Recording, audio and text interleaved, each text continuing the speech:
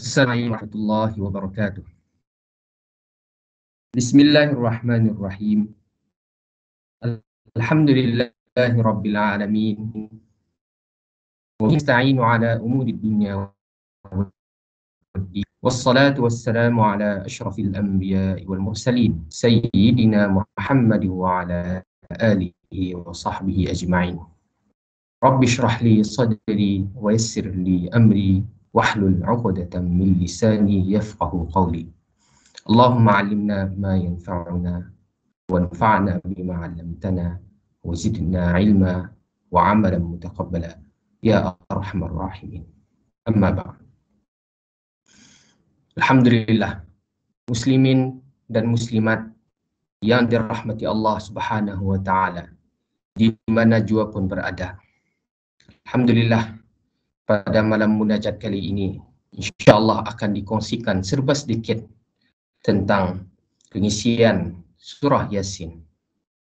Yang mana surah Yasin ini merupakan dikategorikan dalam surah Makkiyah. Ianya mengandungi sebanyak 83 ayat. Dinamakan surah Yasin kerana Allah Subhanahu wa taala memulakan surah ini dengan dua huruf, iaitu huruf ya dan huruf sin. Dan Allah sahajalah yang maha mengetahui maksudnya. Di dalam surah ini terdapat pelbagai pengajaran dan peringatan yang dapat memberi kesan kepada pembaca yang memahami serta meneliti makna dan isi kandungan surah Yasin. Peringatan ini dapat membuka hati orang agar patuh terhadap segala perintah Allah Subhanahu wa taala dan meninggalkan segala larangannya. Seterusnya beriman dengan hari kebangkitan, iaitu hari kiamat.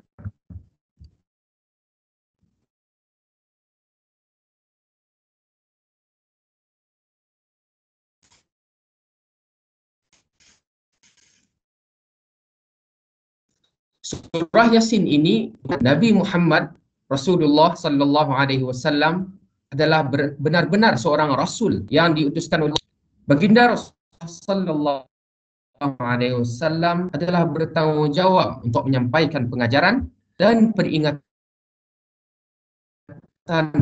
kepada seluruh ayat. Jika kita rujuk pada ayat ke-10 dalam surah Yasin, yang mana Allah Subhanahu wa taala ada menceritakan tentang keadaan orang-orang yang degil dan enggan beriman, yang mana kesombongan dan kedegilan mereka itulah yang menghalang mereka untuk patuh kepada kebenaran dan mengikuti jalan yang benar. Oleh itu, apapun peringatan yang disampaikan kepada mereka, ianya sedikit pun tidak memberi kesan ke dalam. Berlainan pula dengan keadaan orang yang bertakwa Allah Subhanahu wa taala. Apabila peringatan disampaikan, mereka beriman walaupun tidak melihat azab yang diperingatkan. Maka mereka diberikan khabar gembira kepada orang-orang bertakwa ini, iaitu mereka akan mendapat keampunan dan pahala daripada Allah Subhanahu wa taala.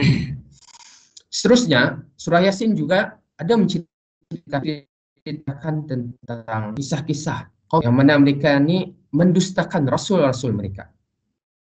Akibatnya Allah memusnahkan kaum-kaum ini atas sebab keingkaran mereka itu sendiri. Dan dalam surah Yasin ini juga Allah Subhanahu wa taala ada menjelaskan bukti-bukti kekuasaannya di muka bumi ini. Di mana contohnya makhluk dijadikan berpasang-pasangan, siang dan malam silih berganti, manakala peredaran matahari dan bulan yang amat teratur, serta macam-macam jenis nikmat dan kemudahan untuk kesenangan hidup manusia.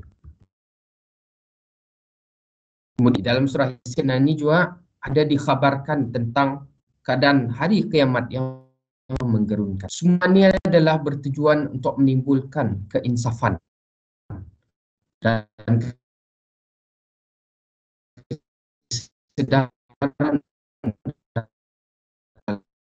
dalam hati manusia bahawa di penghujung surah Yasin ini ditegaskan bahawa hanya Allah Subhanahu wa taala sahajalah yang maha berkuasa menghidupkan, mematikan dan seterusnya menghidupkan kembali segala sesuatu mengikut kehendaknya jua. Sebagai penutup, ayat-ayat yang terdapat di dalam surah Yasin ini mengandungi dalil-dalil yang mengajak manusia untuk beriman kepada Allah Subhanahu wa taala dan juga hari pembalasan, iaitu pada hari kiamat kelak. Pengajaran-pengajaran yang terdapat di dalam surah Yasin ini sewajarnya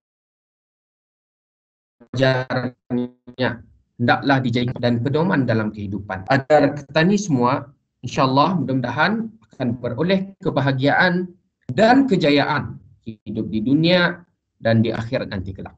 Amin ya rabbal alamin. Wallahu a'lam bis-shawab. Aqulu qawli hadza wa astaghfirullahal azim li wa lakum. Sekian wabillahi taufiq wal hidayah. Wassalamu alaikum warahmatullahi wabarakatuh.